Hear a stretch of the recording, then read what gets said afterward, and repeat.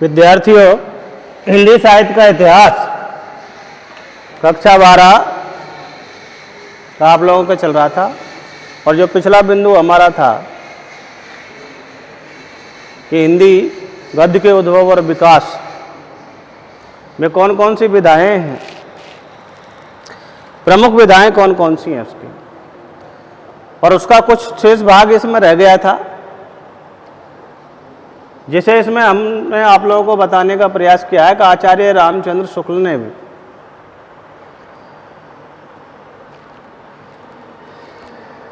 किस प्रकार से अपने हिंदी साहित्य के इतिहास में नाटकों को हिंदी गद्य की महत्वपूर्ण विधा माना है। और ये लिखा है उसकी महत्ता को स्वीकार करते हुए कि विलक्षण बात यह है कि आधुनिक गद्य साहित्य की परंपरा का विकास नाटकों से हुआ है। इस बात को उन्होंने स्वीकार किया है जो आचार्य रामचंद्र शुक्ल ने हिंदी साहित्य का इतिहास नामक पुस्तक लिखी है, जो कि इस समय की सबसे प्रमाणित पुस्तक हिंदी साहित्य के रूप में मानी जाती है। हिंदी साहित्य के इतिहास के रूप में सबसे प्रमाणित पुस्तक आचार्य रामचंद्र शुक्ल की ही मानी जाती है और उसमें उन्होंने इस बात को स्वीकार किया है। तो उसी को आधार बना करके गद्य की प्रथम विधा नाटक को स्वीकार किया गया। नाटक के बारे में आप लोगों को बता दें, इसकी प्रस्तावना में हमने लिखा है कि नाटक को पंचम वेद भी कहा जाता है। कौन सा वेद? पांचवा वेद। चार वेद, ऋग्वेद, अथर्ववेद, यजुर्वेद और सामवेद, इनके अलावा पांचवा वेद इसको कहा जाता है साहित्य की दृष्टि से। नाटक प्राचीन काल से ही ज्ञानवर्धन और मनोरंजन का साधन रहता हुआ चला आया है और उसकी ये प्रमुख विधा भी रही है। संस्कृत साहित्य में नाटक की महत्ता को स्वीकार करते हुए कहा गया है कि काव्येषु नाटकम रम्यम, कि सभी काव्य में नाटक सबसे सुंदर है, रचना है, ऐसा उन लोगों ने संस्कृत साहित्य में माना है। तो नाटक की महत्ता को संस्कृत साहित्य में स्वीकार किया गया है। अब इसका यहाँ तक आप स्क्रीनशॉट मार लीजिए और हम इस प्रस्तावना को आगे बढ़ाते हुए लिखेंगे।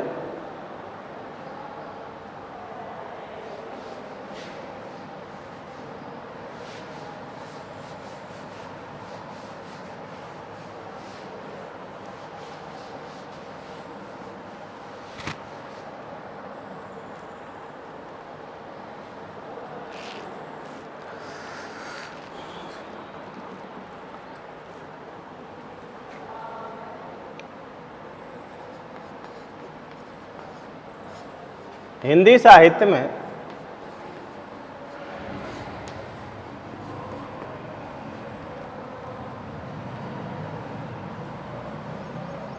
नाटक विधा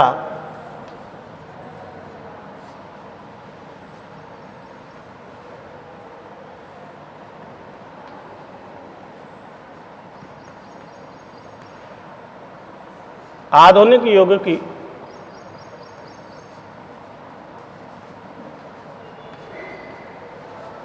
देन है। किस युग की देन है? आधुनिक युग की देन कहा जाता है।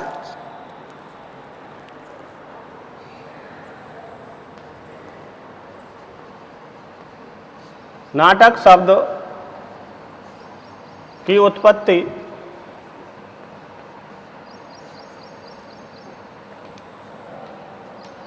नट शब्द से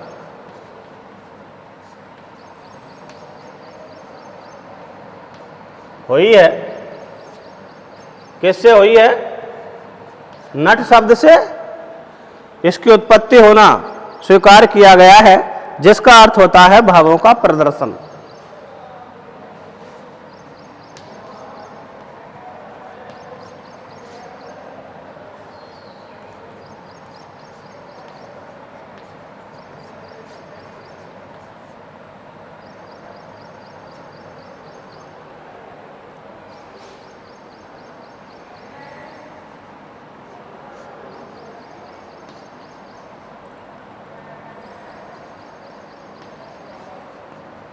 भावों का प्रदर्शन, भावों का प्रदर्शन।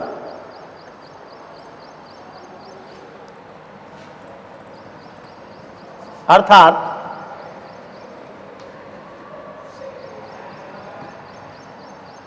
नाटक वह है दृश्य काव्य है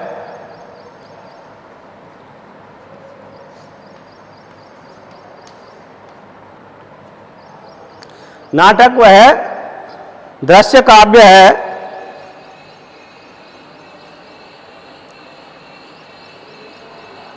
जिसका आनंद मंच पर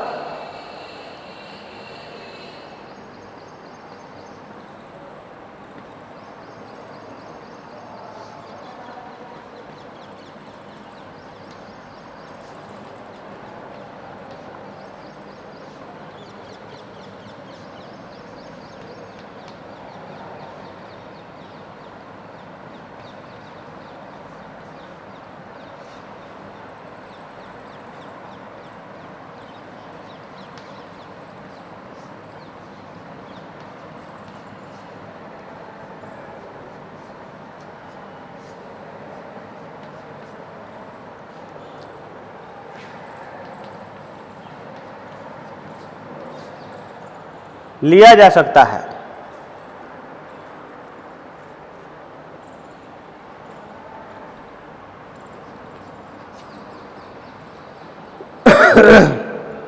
पुनः देख लीजिए कि नाटक को पंचम वेद भी कहा जाता है।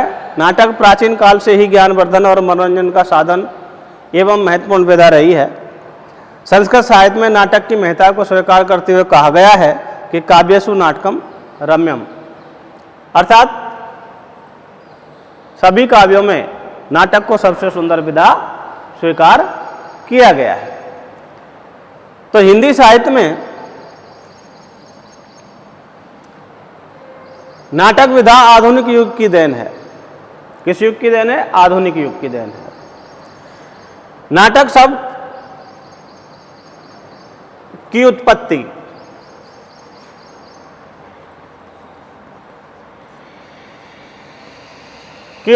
नट शब्द से हुई है जिसका अर्थ होता है भावों का प्रदर्शन। अर्थात नाटक वह दृश्य काव्य है जिसका आनंद मंच पर अभिनीत होते हुए लिया जा सकता है।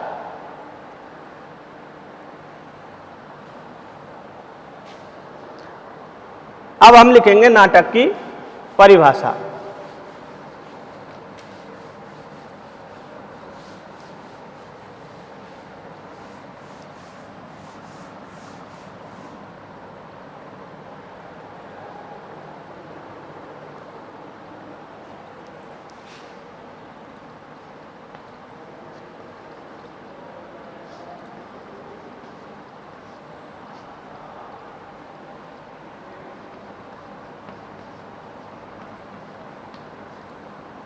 नाटक की परिभाषा।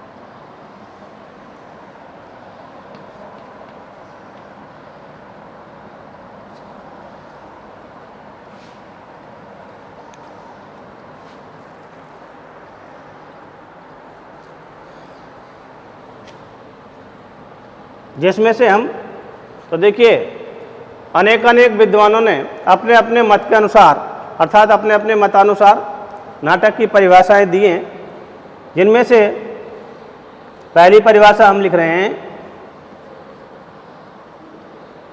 अंग्रेज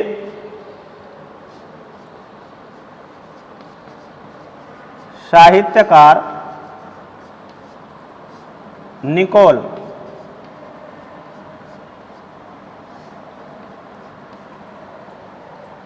के अनुसार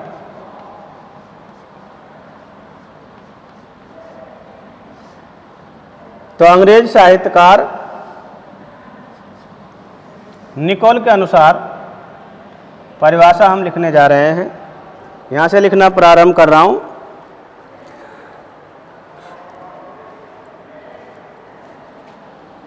नाटक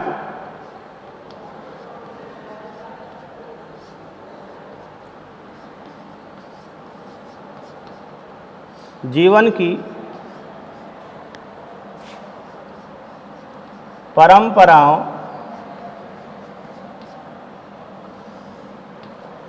नाटक जीवन की परंपराओं और प्रथाओं को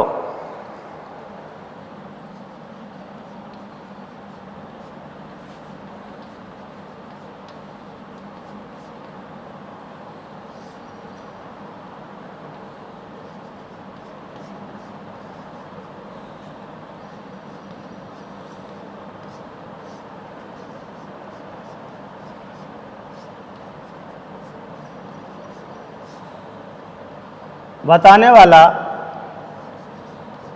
सत्य का दर्पण है।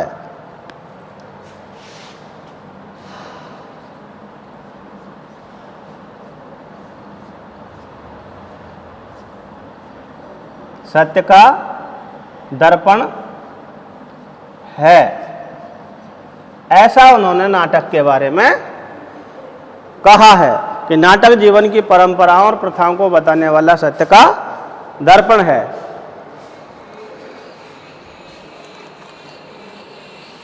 एक और परिभाषा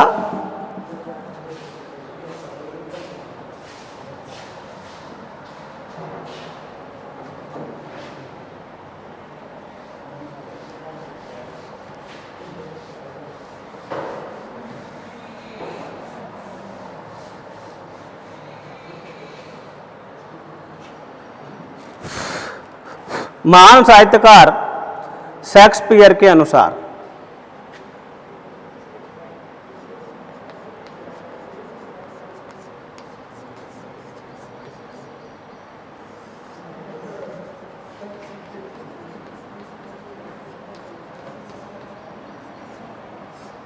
बहुत बड़े विचारक और लेखक हुए हैं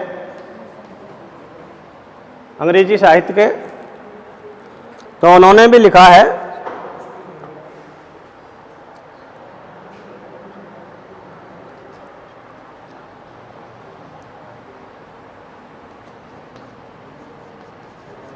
स्वभाव स्वरूप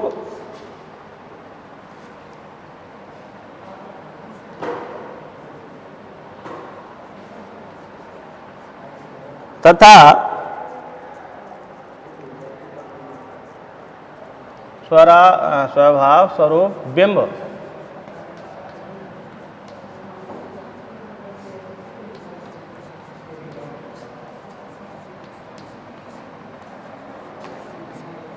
तथा युग की आकृति के प्रभाव को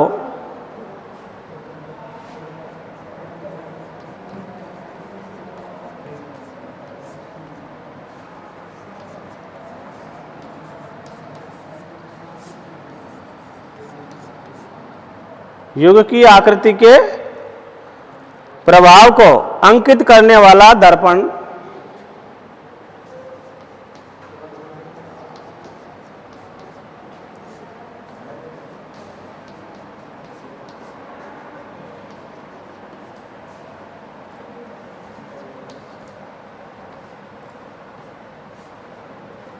नाटक है।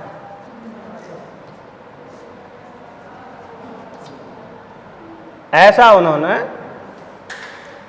कहा है कि स्वभाव स्वरूप बिंब तथा युग की आकृति के प्रभाव को अंकित करने वाला दर्पण नाटक है।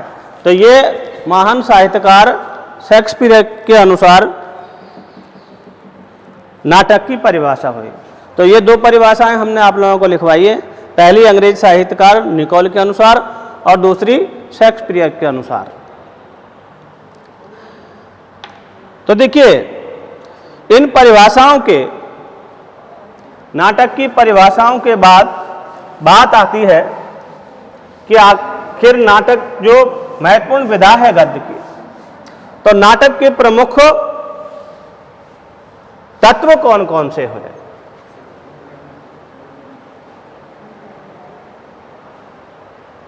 कौन कौन सी बातें हैं जिनको लेकर के नाटक रचा जाता है और कौन कौन सी बातें हैं जो एक अच्छे नाटक में पाया जाना अति आवश्यक है। तो बिंदु हमारा हुआ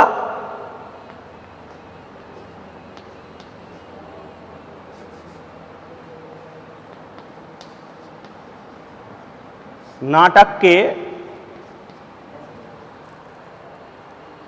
प्रमुख तत्व।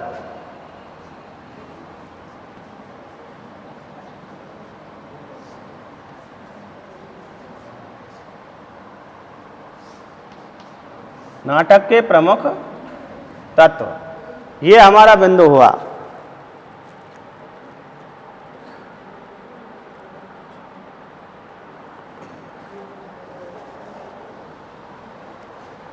तो देखिए,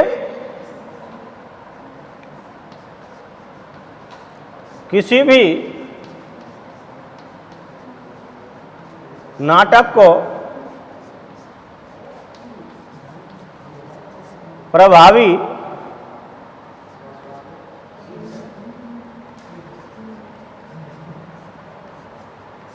बनाने के लिए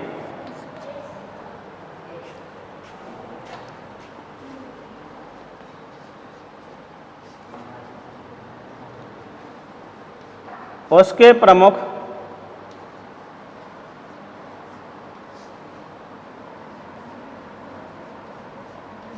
तत्वों का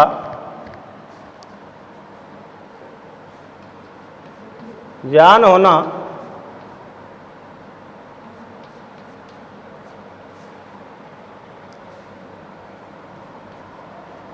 जरूरी है।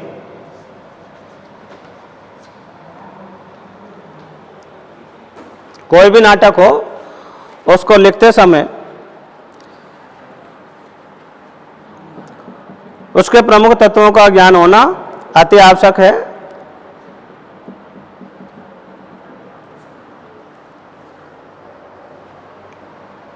आचार्य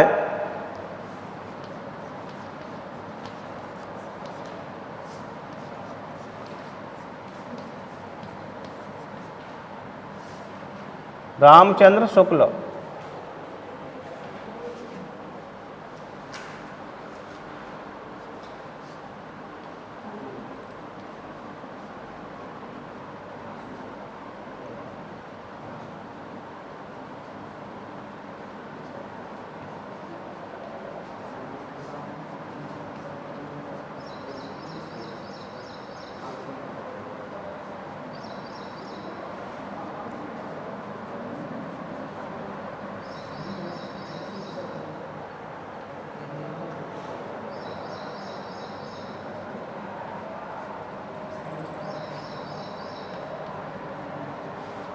हिंदी साहित्य का इतिहास नामक ग्रंथ के अनुसार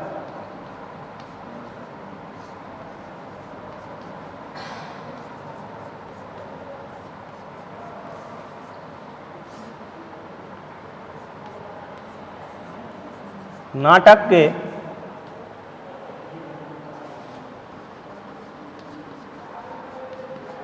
सात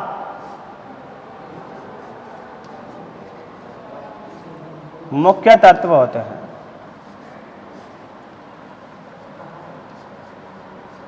कितने तत्व होते हैं?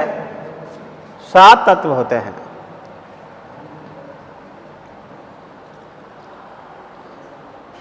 नंबर 1, कथा वस्तु।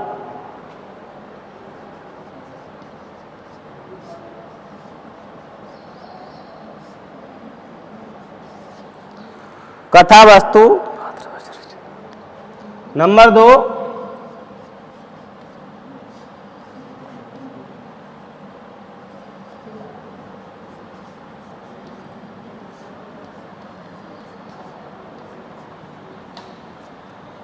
पात्र व चरित्र चित्रण।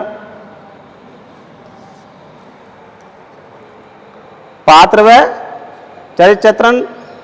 नंबर 3, संवाद।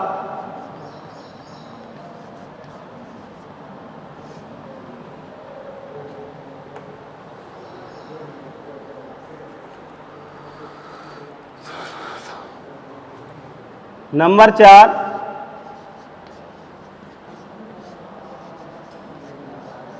देश काल व वातावरण।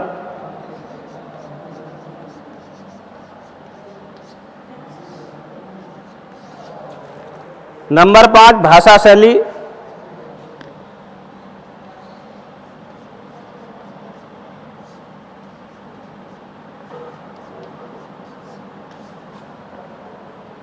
नंबर 6, उद्देश्य।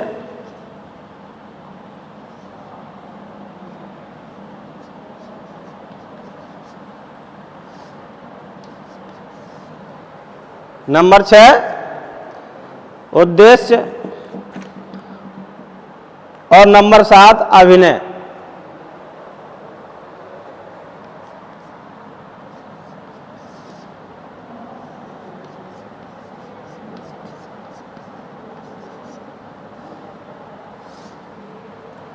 ये 7 तत्व नाटक में पाए जाते हैं।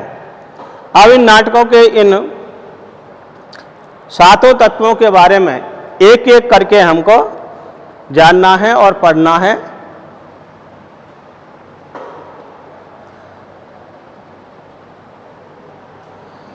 जिसमें से पहला जो हमारा तत्व है वो है कथा वस्तु। तो ये कथा वस्तु पहला तत्व हम लेकर के चलेंगे।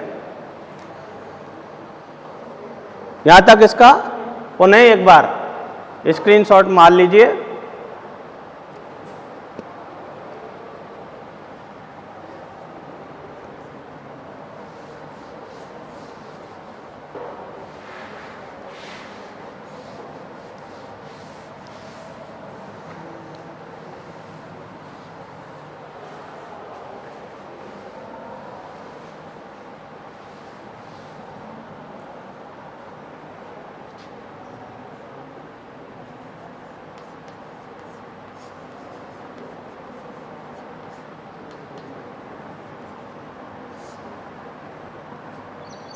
कथा वस्तु।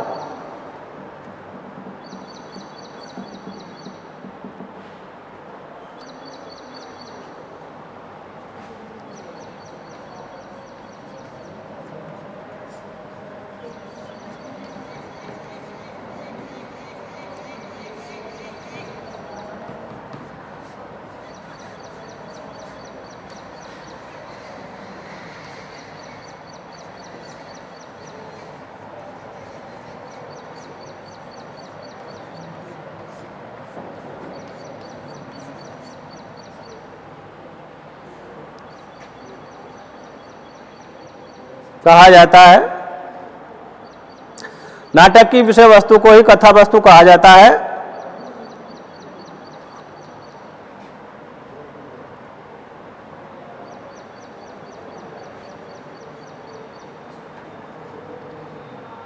कथा वस्तु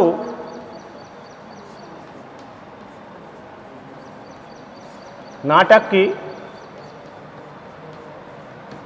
प्राण होती है। क्या होती है? नाटक की प्राण होती है। इसी पर नाटक आधारित होता है।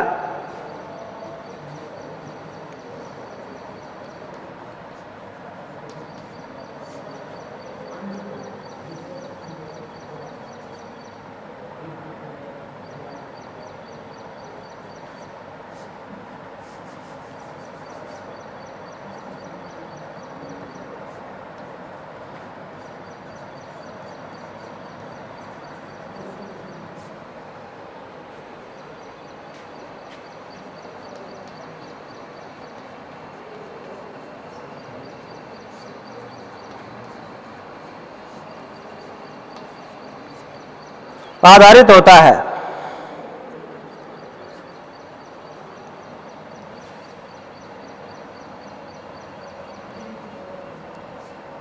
कथा वस्तु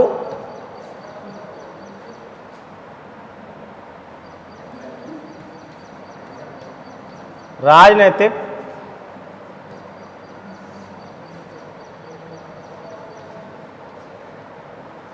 पौराणिक,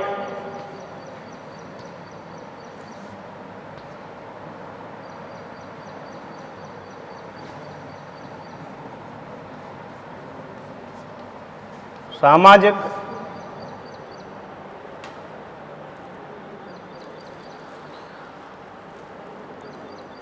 या ऐतिहासिक हो सकती है।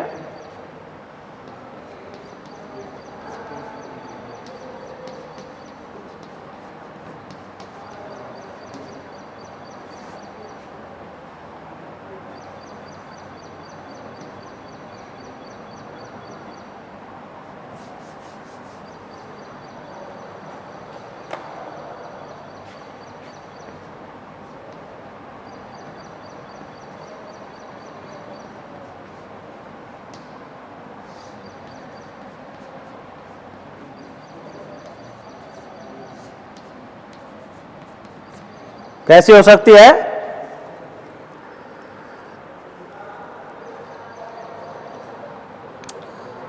राजनीतिक, पौराणिक, सामाजिक या ऐतिहासिक हो सकती है, लेकिन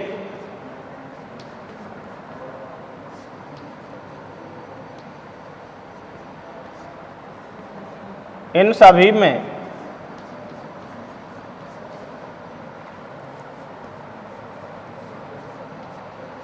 ऐतिहासिक,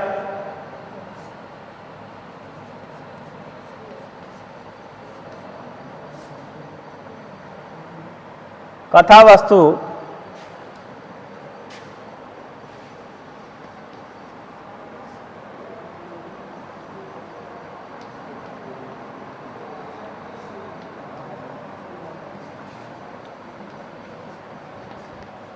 श्रेष्ठ माना जाता है।